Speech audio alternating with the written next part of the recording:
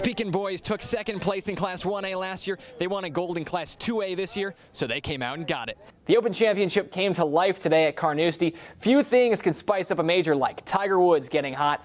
Indian Hills men's basketball trailed by 21 points in the second half, but the top-seeded undefeated Warriors came all the way back to force overtime.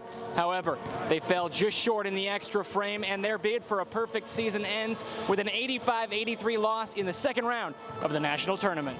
It's a little bit of deja vu for Centerville baseball. Last season, the Big Reds earned the 6th seed at state, with 3-seed Estherville Lincoln Central facing off against them in the quarterfinals. They opened play on Monday night at Principal Park in the 5 o'clock game, and that's all true once again this summer. Centerville is set to take on the same team with the same seed at the same time as last year. For the second year in a row, it was Centerville against Estherville Lincoln Central in the state baseball quarterfinals. And for the second year in a row, the Big Reds scored a win in a tight game to move on to the Final Four. Coaches always say that every game matters, and they're absolutely right. But they don't always say that some games undeniably matter more than others. For Indian Hills softball, today was one of those days where 2 games mattered way more than the 49 that came before it. The 17th ranked Warriors hosted number 15 Iowa Western for a de facto conference championship doubleheader. IHCC needed to win both games. Anything less would hand the Reavers the regular season crown. On yesterday's 6:30 Sports, I mentioned that Fairfield baseball is a strong power-hitting team, and I pointed out that Austin Simpson leads the team with 10 home runs. Well, I'm just going to pretend that Tristan Waugh was watching that, and he was upset that I didn't mention him, too. So the junior came out today, and he unleashed.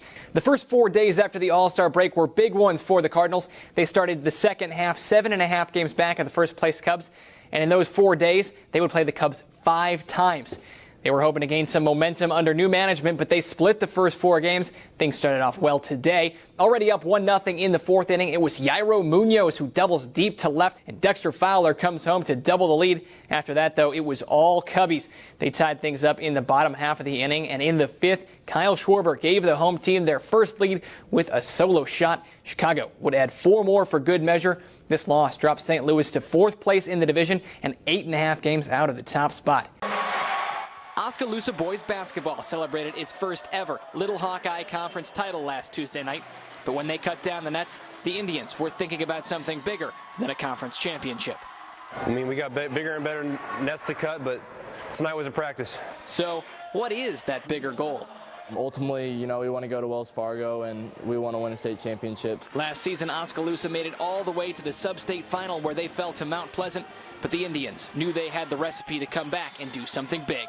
We really didn't lose a whole lot, lost 1 player from last year, so we thought we could do some special things and just started, escalating. The most obvious thing that makes this Oski team special is their duo of young, gigantic big men. 6'11" sophomore Xavier Foster and 6'9" junior Cole Henry are a tandem few high school teams in the country can match up with. How often do you see a high school team with this kind of size? It doesn't happen very often. But the foundation of this team is its seniors. Jared Cruz leads the Indians in scoring, Spencer Tucker is a spectacular shooter, and Tanner DeCock and Tucker Nunakoven round out a tight and talented Oskaloosa rotation. Those guys have been a rock, Those guys have been through thick and thin. 6-win season to 15 last year, and then who knows where we'll end up this year.